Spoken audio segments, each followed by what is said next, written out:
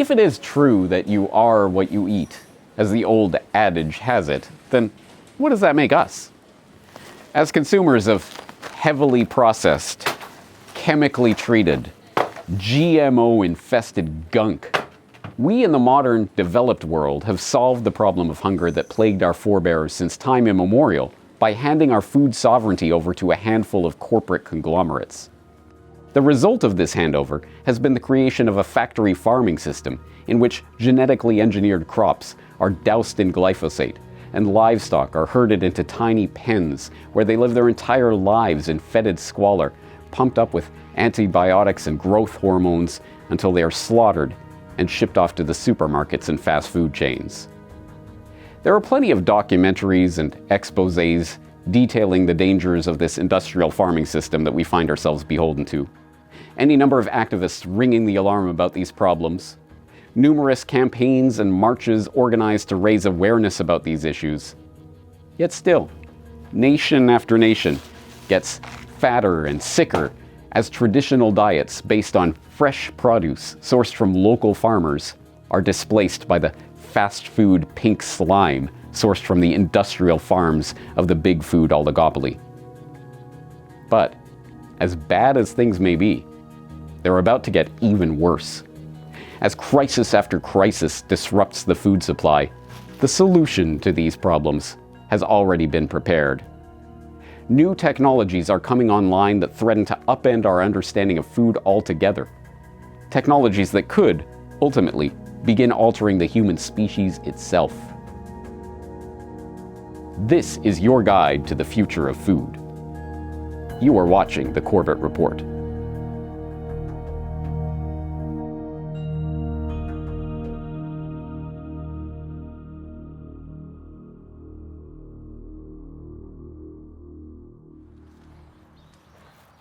So, what is food, anyway? To a normal human being whose head is screwed on straight, that sounds like a dumb question. Food is fuel for the body, obviously. Oh, sure, we could get fancy about it. Scientists might talk about the caloric content of different foods or measure their macronutrient levels. Sociologists might point to food as the basis of human community, drawing people together into families and tribes and communities to break bread and engage in social relations. Theologians may even discuss the transubstantiation of bread and wine and the communion with God that such sacred acts of consumption make possible. But then there are the would-be world controllers. These Machiavellian schemers would define food in a very different manner. To them, food is a very different thing altogether. To those seeking to rule over nations, food is a weapon. For millennia, attacking armies have known that a city can be conquered by blockading it. Eventually, the besieged city's inhabitants will run out of food and will either starve to death or surrender. The English knew that food was a powerful tool of control. They created the conditions that led to the Irish potato famine, and then stood idly by as millions died or were displaced because, in the memorable words of Charles Trevelyan, who was in charge of the British government's response, the judgment of God sent the calamity to teach the Irish a lesson. That calamity must not be too much mitigated. But the Irish were neither the first nor the last to feel the brunt of the British Empire's indifference to their hunger. Just ask the Bengals about their own famine. The 20th century example of this food as a weapon mindset that immediately springs to mind is the Holodomor, a brazen act of genocide perpetrated by Joseph Stalin's Soviets against the Ukrainians in order to force through his campaign to collectivize agriculture in the USSR and to silence the agrarian peasants who were rebelling against that policy. The ensuing famine killed millions of Ukrainians. But the Holodomor is certainly not the only time that food was weaponized in the previous century. Who can forget arch-globalist Henry Kissinger's National Security Memorandum 200, Implications of Worldwide Population Growth for US Security and Overseas Interests?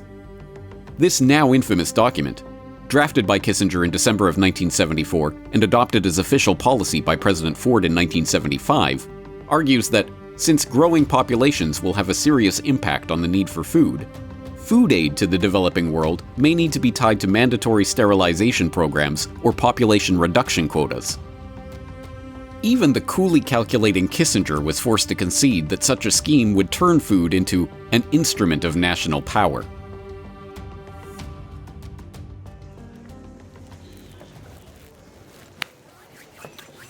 But that was then. This is now. Surely this food as a weapon idea has been retired, hasn't it? Lest there be any doubt that food is still being weaponized against us in the 21st century, we only have to turn to the latest news headlines to see that this idea is far from a relic of the past. From the disruptions to the global food supply caused by the COVID lockdowns and restrictions, to the decimation of the Ukrainian wheat harvest caused by the Russian invasion in 2022, the shocks to the global food supply chain have contributed to a doubling in the number of people facing acute food insecurity in the last 4 years. Given this vivid demonstration of just how fragile the global food supply is, and just how much economic and societal chaos can result from any shock to the system, it would be unthinkable that governments would now be deliberately attempting to undermine the supply chain further, wouldn't it? Well, think again.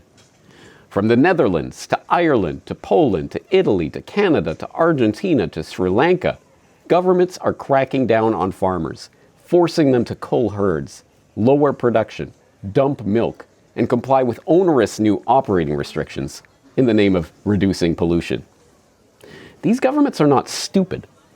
Like the British, the Soviets, the Americans, and other repressive regimes throughout history, they know that these measures, if played out to their conclusion, will result in widespread hunger and unrest. In fact, we've already seen massive protests against these restrictions in numerous countries, from Germany to Italy to Poland to Spain to Panama to Argentina to Canada. And that's to say nothing of the mass Dutch farmer protests in recent years and Sri Lankans running their president out of the country when it became obvious that the government's green policies and farming restrictions had contributed to the collapse of that nation's economy. And now we find that the food supply itself is under attack. 40,000 pounds of food meant to feed people in a food desert near Maricopa, south of the valley, is completely gone. And tonight, investigators are still trying to figure out what caused the fire.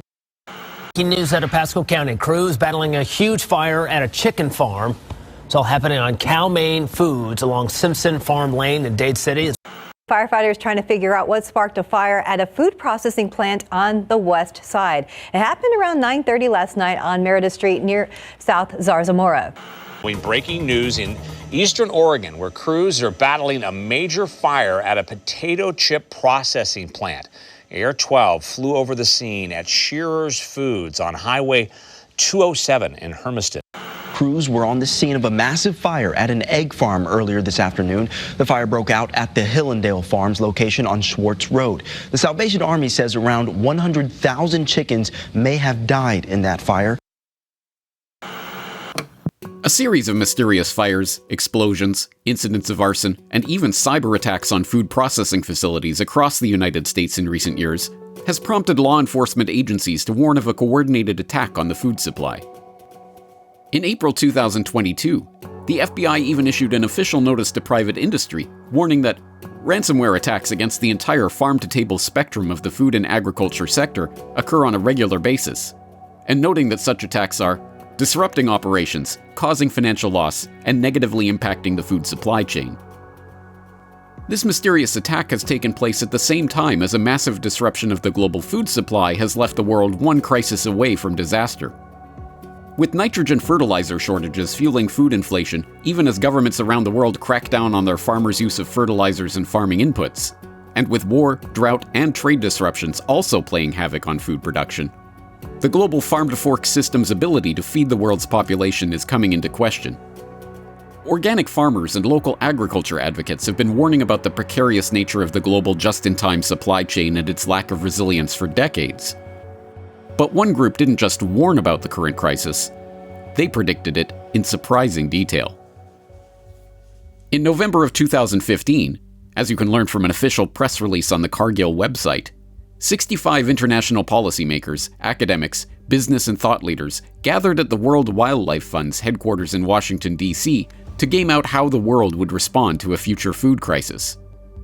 Over the course of 2 days, the participants in this food chain reaction crisis simulation role-played a response to a number of converging and overlapping catastrophes in the 2020s, including 2 major food crises with prices approaching 400% of the long-term average, a raft of climate-related extreme weather events, governments toppling in Pakistan and Ukraine, and famine and refugee crises in Bangladesh, Myanmar, Chad, and Sudan. The game, which, we are assured, was built over the course of months with maximal realism in mind, went on to envision some very specific scenarios that bear an eerie resemblance to current-day reality, including a steep price spike with looming global food shortages in 2022 that prompted the EU players to impose a tax on meat.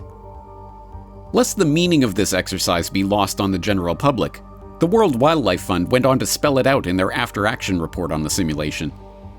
Only by stopping agricultural expansion, augmenting agricultural production, increasing resource use efficiency, and reducing food waste can we provide the food and nourishment we need while ensuring we are conserving nature for future generations. Accordingly, this game ended with the imposition of a global carbon tax. In February 2024, the European Union ran its own food crisis simulation. The exercise, which brought 60 EU and government officials together for a 2-day conference in Brussels, envisioned a cascading series of food emergencies unfolding over the next 2 years, from harvest failures and fertilizer shortages to popular uprisings and unrest. The war game ended, predictably enough, with the government bureaucrats calling for more centralization of food reserves and stockpiles in the name of biosecurity, and concluding that diets need to shift toward healthier options and away from meat. This EU crisis simulation and the food chain reaction exercise, combined with a series of government and NGO-sponsored awareness campaigns related to food security, including the Rockefeller Foundation's Reset the Table report calling for further consolidation of the global food supply, and the Chinese government's Clean Your Plate campaign, which aims to bring technocratic management of the economy into every citizen's dining room, throw the current round of mysterious and unexplained attacks on food processors and farmers into stark relief. Together, these campaigns and exercises suggest that the current food crisis is not a naturally occurring event, but a deliberately engineered phenomenon. But if this food crisis is being knowingly engineered, the question is why? What could governments gain by creating food shortages for their own people? The answer is simple. We are witnessing a controlled demolition of the food supply chain, one that is intended to result in the destruction of the current industrial farming system as we know it. But this changeover is not intended to return us to truly sustainable farming, with local, organic farmers producing crops in accordance with age-old agricultural wisdom. Far from it.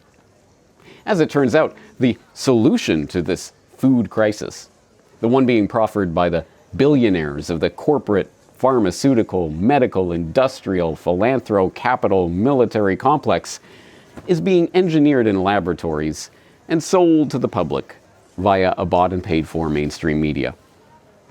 One thing is for certain. The future of food will look very different from anything that we have seen in human history.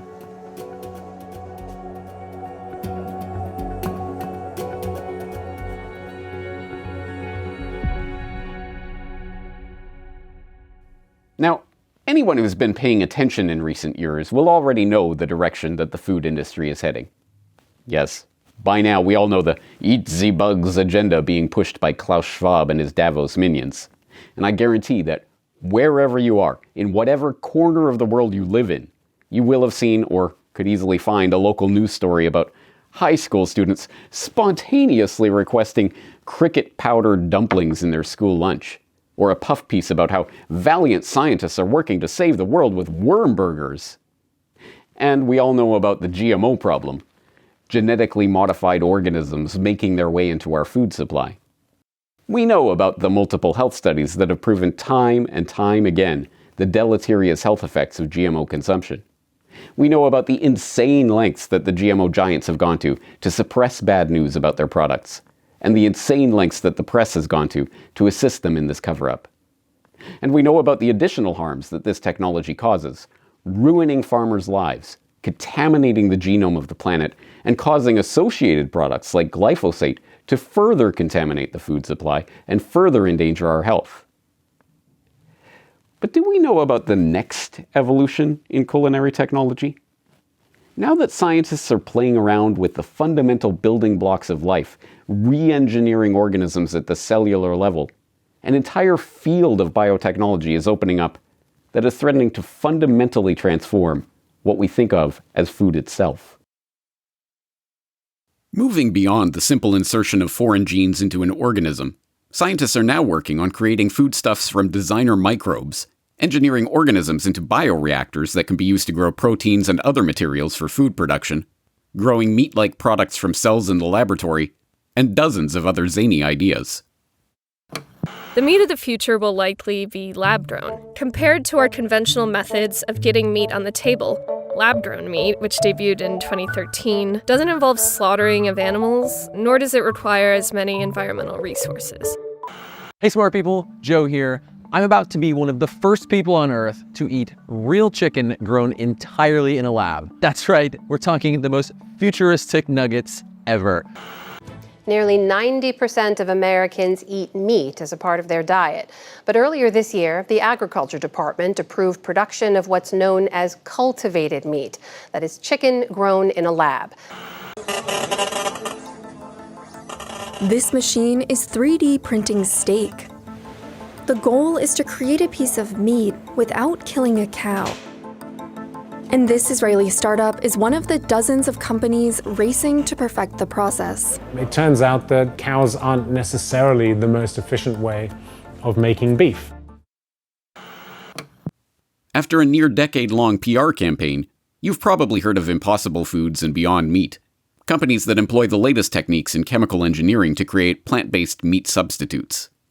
But there are many more technologies around the corner that threaten to transform our food supply in even more bewildering ways. Scientists are bioengineering spores that can be inserted into crops and livestock, allowing companies to identify and track food products all the way through the food system, from farm to factory to fork. We use microbes as tracking devices. So what we do is we convert data, digital data, into strands of DNA. We insert that little bit of DNA into a microorganism, a probiotic microorganism, to be honest. And then we can sort of apply that organism and sort of have it hitch a ride on any food or agricultural product or really anything through the supply chain.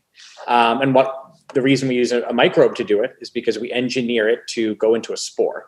So a dormant state that allows it to be impervious to high temperatures and UV light, sort of protect that DNA barcode through transit. DARPA is doling out multi-million-dollar contracts for researchers to find ways to turn military plastic waste into protein powder for human consumption.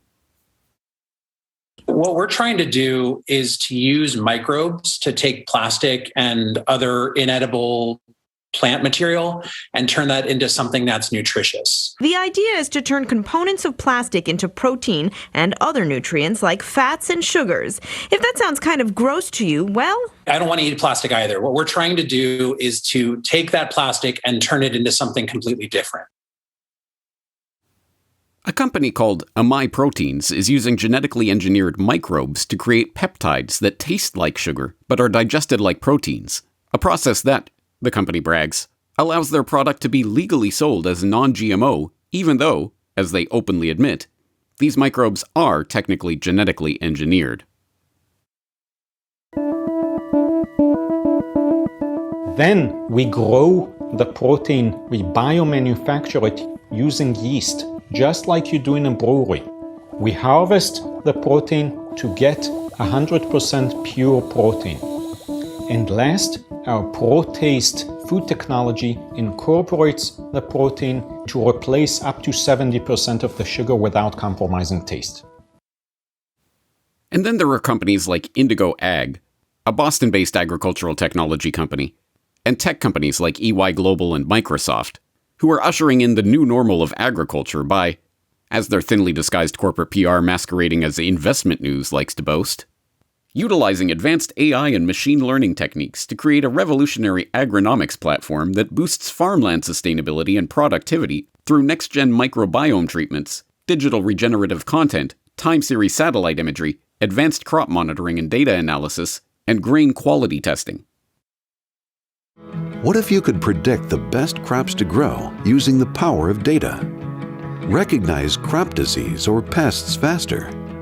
Connect with vendors seamlessly. Doing all this knowing you control your own data. With data captured from each field and connected to predictive analysis, farmers have an unprecedented view of their crops.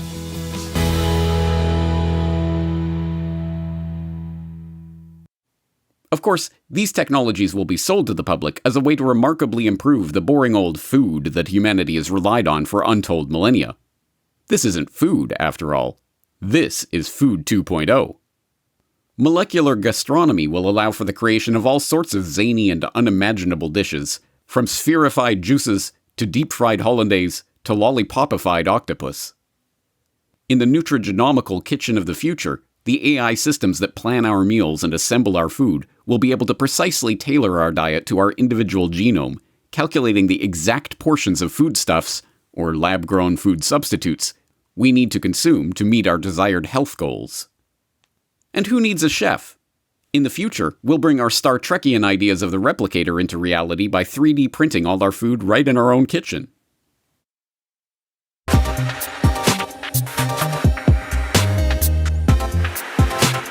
You're hungry, but instead of whipping up a meal, all you have to do is enter your menu choices into a computer and your dinner appears before you. So magical.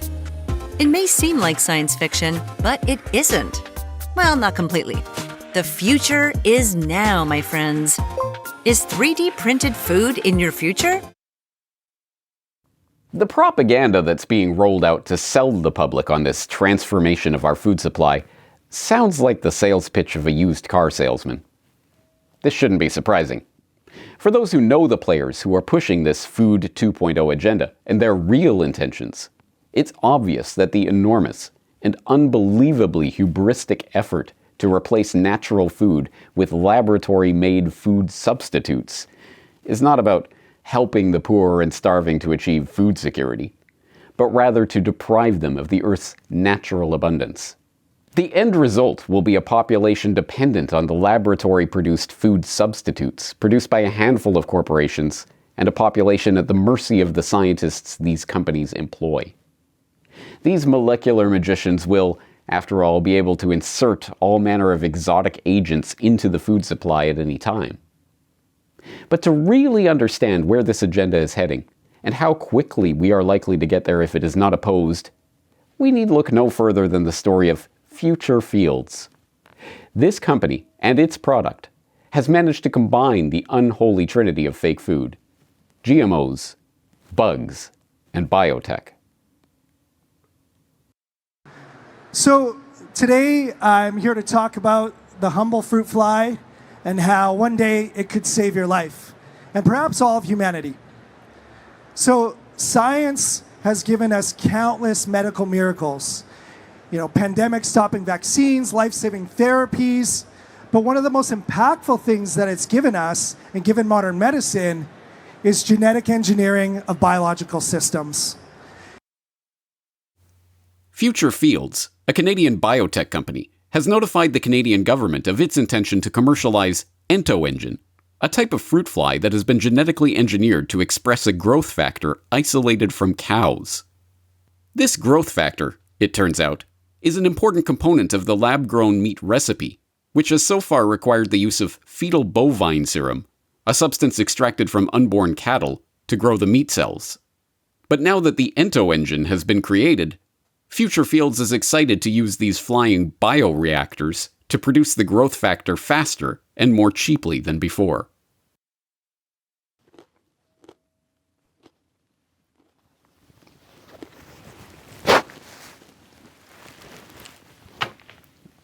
Yes, from cricket powdered dumplings and bug burgers to GMOs and glyphosate to bioreactors and designer microbes to nutrigenomics and 3D printed material, this is the future of food if the mad scientists get their way. But who's funding these mad scientists? Where do they get their support? And what drives these shadowy billionaires and their non-profit organizations in their quest to re-engineer the world's food supply? The Rockefeller family and their namesake foundation are in many ways the progenitors and the architects of the Great Food Reset. From the beginning of the so-called Green Revolution to the so-called Gene Revolution, the Rockefellers have been there, helping to move things along with their philanthropic donations. In the 1940s, they founded the Mexican Agricultural Program in Mexico and the International Basic Economy Corporation in Brazil, both of which have been criticized for hooking farmers on expensive machinery and Rockefeller-supplied petroleum products. This formed the basis of the agribusiness concept that emerged, predictably enough, from the Harvard Business School out of research conducted by Vasily Leontief under a Rockefeller Foundation grant. The Rockefellers' agribusiness model arguably did more to change the course of human civilization in the 20th century than anything other than war. It transformed farming and traditional agriculture into the business-led, input-intensive industrial enterprise that it is today, and led to the creation of the global food supply chain.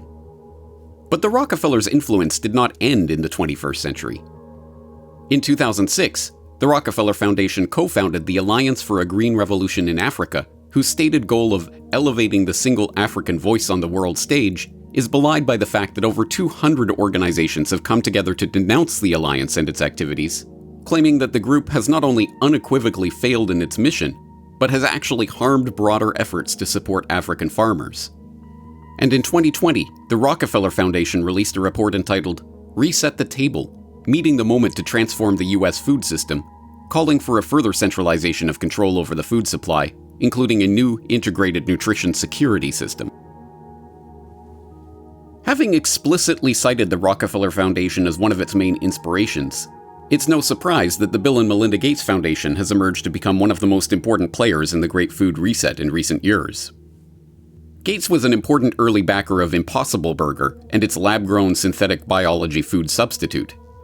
He also provided capital to impossible rival Beyond Meat, until Beyond stock began to crumble. Miraculously, the Bill and Melinda Gates Foundation Trust was able to divest itself of its Beyond Meat stock right before the shares tanked in 2019. And, as PleaseStopTheRide.com has pointed out, Gates is also investing millions into hacking your microbiome to re-engineer humans' gut bacteria. Ominously, Bill Gates has also recently become the biggest owner of US farmland, a move that allows him unprecedented control over the future of farming in America. Created in 1961 by executive order, USAID is a US government agency that has participated in subterfuge and counterinsurgency operations in Venezuela, Cuba, Ukraine, and numerous other countries under the guise of providing humanitarian assistance and, of course, food aid. Last year, USAID, in conjunction with Feed the Future, the US government's global hunger and food security initiative, released a working paper titled Systemic Solutions for Climate Change Adaptation and Mitigation. The paper argues that a perfect storm of circumstances in which supply chain issues, regional agricultural and nutrition challenges, the ongoing effects of the COVID-19 pandemic, and regional conflict have combined to form a looming food security crisis. Their proposal for addressing this generated crisis includes linking carbon markets to regenerative agriculture in a move that continues the financialization of nature, using ESG scores as a way to pressure companies into acquiescing to the nebulous and ever-changing demands of the food reset agenda, and, of course, the promotion of insects as sustainable sources of proteins. Throughout the document, USAID's leverage over developing countries is referenced no less than 125 times. Given the Kissingerian food as a weapon mentality that is the very basis of USAID and its mission, the document perfectly represents the kind of Rockefeller-inspired, Gates-funded, USAID-promoted, agribusiness-based neocolonialism that people in Africa and elsewhere have been warning about for decades. This list of Great Food Reset culprits is, of course, incomplete. I haven't even mentioned the participants in the food chain reaction game, or the nitrogen reduction schemes being pushed by national governments around the world, or the Global Crop Diversity Trust and its ominous Svalbard seed vault, or any of a million other relevant players and factors in this grand transformation. But from this admittedly incomplete exploration, we can begin to make a list of the types of players that are behind this push to transform the global food supply, and better understand their methods and motivations. And armed with that knowledge, we can start formulating our own plan for counteracting this agenda.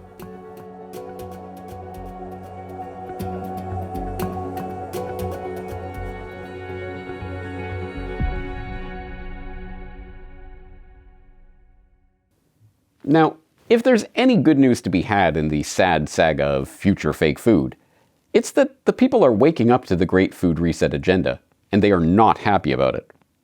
For a trivial example of this pushback against the fake food agenda and the oligarchs stewarding over it, witness Bill Gates' recent AMA, Ask Me Anything thread on Reddit, where one heavily upvoted question held America's largest farmland owners' feet to the fire.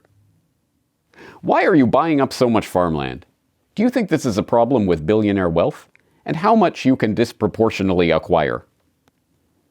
Gates' answer, employing the fact-checkers actually by pointing out that he owns less than 1/4000th of the farmland in the US, and that his only interest in farms is to make them more productive and create more jobs, is to be expected from a man who spent billions on PR and propaganda in recent decades to transform his entire public image from that of a reviled tech monopolist to that of a revered billionaire philanthropist. The response to that answer, however, observing that 1/4000th of US farmland is still an incredibly large amount of land, and that Gates did not explain how consolidation of farmland in fewer hands will transform the agricultural sector, shows that the public is not buying Gates' PR wholesale anymore.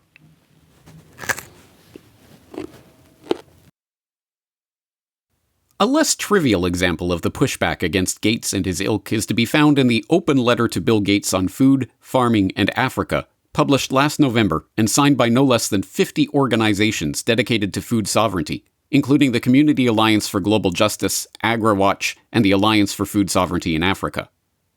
The letter derides Gates' role in creating the very problem of global food shortages that he is ostensibly fixing, accusing him of pushing ineffective but profitable technocratic solutions instead of simpler, less expensive agricultural solutions. There are already many tangible, ongoing proposals and projects that work to boost productivity and food security, from biofertilizer and biopesticide manufacturing facilities to agroecological farmer training programs to experimentation with new water and soil management techniques, low-input farming systems, and pest-deterring plant species. What you are doing here is gaslighting, presenting practical, ongoing farmer-led solutions as somehow fanciful or ridiculous, while presenting your own preferred approaches as pragmatic. Yet it is your preferred high-tech solutions, including genetic engineering, new breeding technologies, and now digital agriculture, that have in fact consistently failed to reduce hunger or increase food access as promised. The pushback against this transformation of the food supply isn't limited to Gates and his eponymous foundation's efforts, however. Resistance against GMO foods, for instance, is massive. In fact, the more the biotech billionaires try to shove their genetically modified monstrosities upon vast swaths of the human population, the more the public is rising up to reject them. In recent months alone, we have seen people rebelling against GMOs in Turkey, Kenya, Nigeria, Mexico, Pakistan, and Indonesia. All of these protests against the Great Food Reset are hopeful signs. They show that the public are not simply going to swallow anything that's put on the plate. But even more important than these examples of protest and pushback are the things that we can do to take the future of food away from the agribusiness conspirators and their bought and paid for politicians and put it back in the hands of the people. It involves getting our hands dirty and getting to work, but that's the way it's always been. And the alternative to this, the working of the land, is, as we've seen, no alternative at all. And in the end, The future of food is ours to decide. Happy planting!